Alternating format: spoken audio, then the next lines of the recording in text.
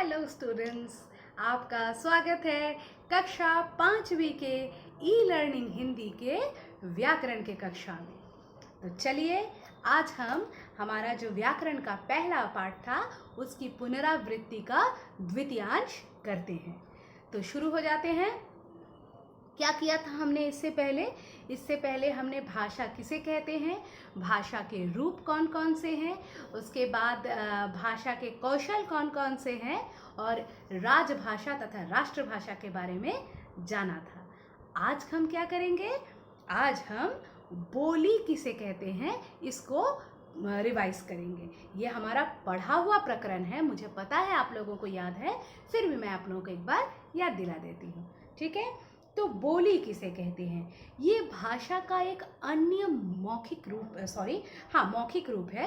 ये भाषा का एक अन्य मौखिक रूप है जो कि बहुत सीमित क्षेत्र में, मतलब बहुत ही कम छोटे क्षेत्र में, मतलब बहुत वास्ट इलाका मिला के नहीं। जैसे हम राष्ट्रभाषा के लिए देखते हैं पूरे राष्ट्र की को जोड़ने वाली भाषा है, पूरे राष्ट्र की भाषा है, ऐसा नहीं है। बहुत कम कुछ सपोज कि एक ज़िले में वो भाषा बोली जाती है, तो एक सीमित क्षेत्र में जो भाषा बोली जाती है और इसमें साहित्य रचना नहीं होती है। जैसे हम मतलब कहानी वगैरह जो भी पढ़ते हैं, इन सब चीज़ों की रचना, साहित्य की रचना इसमें नहीं होती है। तो बोली क्या है? बोली भाषा के एक ऐसा मौखिक रूप है जो कि बहुत ही सीमित क्षेत्र में बोली जाती है और जिसमें साहित्य की रचना नहीं होती है। ठीक है, समझ गए आप लोग? तो ऐसे ही कुछ बोलियों से हम अपना परिचय करते हैं, जैसे हरियाणवी, छत्तीसगढ़ी, भोजपुरी, मगही, राजस्थानी, बुंदेलखंडी इत्यादि। तो भारत के संविधान में 22 भाषाओं को मान्यता दी गई है। भारत के संविधान में कुल मिलाकर 22 भाषाओं को मान्यता या स्वीकृति दी गई है और इन्हीं 22 भाषाओं के मतलब माध्यम से ही जो है लोग अपने भाषाओं का आदान प्रदान करते हैं।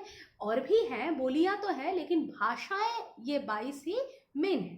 ठीक है, तो अगर कहीं पर बोलते हैं कि कितनी भाषाओं को मान्यता दी गई है, तब हम 22 बोलेंगे। लेकिन यदि कहीं पर कहा जाए कि हिंदी को छोड़कर कितनी भाषाएं हैं, तो हिंदी को छोड़कर और 21 भाषाएं हैं। 21 और 1 22। ठीक है, अच्छा, अब है लिपि। ये लिपि क्या है? अब ये एक नया टर्म है आप लोगों के लिए, हालांकि रिवीजन है, लेकिन बहुत सारे स्टूडेंट तब शायद जुड़ नहीं पाए थे।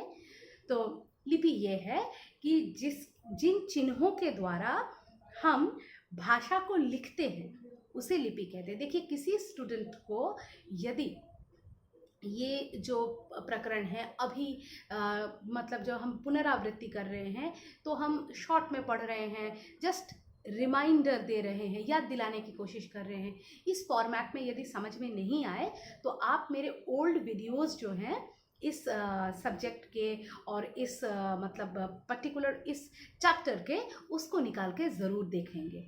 ठीक है, पहली बार में अगर आप इस वीडियो को देखेंगे तो आपको समझ में नहीं आएगा। वो यहाँ तो हम रिवीजन कर रहे हैं, वहाँ हमने पहले अच्छे से पूरे डिटेल्स में पढ़ा था, तो आप लोग पहले उसको देख लेंगे, उसके बाद आप लोग रिवीजन करेंगे। और जो लोग पहले कर चुके हैं उनको तो बताने की ज़रूरत नहीं है। तो चलिए, लिपि है क्या कि ये कुछ चिन्ह है जो भाषा के लिखने का ढंग होता है।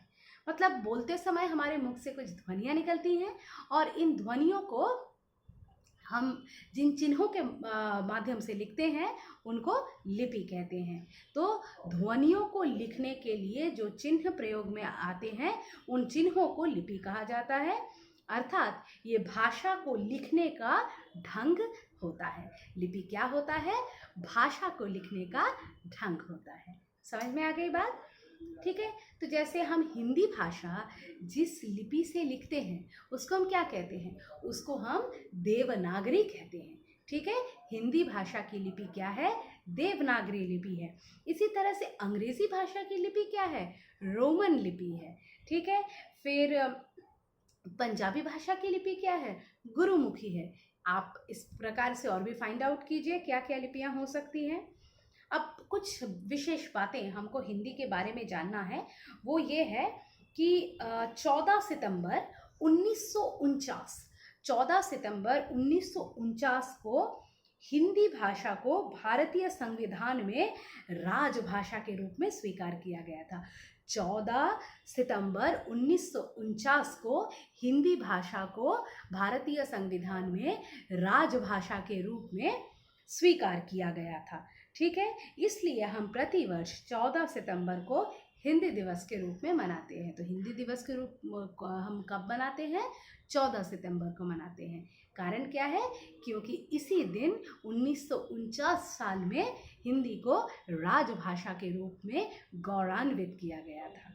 और क्योंकि हिंदी भाषा विश्व में बोली जाने वाली भाषाओं में द्वितीय है, विश्व में बोली जाने वाली भाषाओं में हिंदी का स्थान दूसरा है, इसलिए 10 जनवरी को विश्व हिंदी दिवस मनाया जाता है। बहुत गर्व की बात है, पूरे विश्व में हिंदी दिवस मनाया जाता है।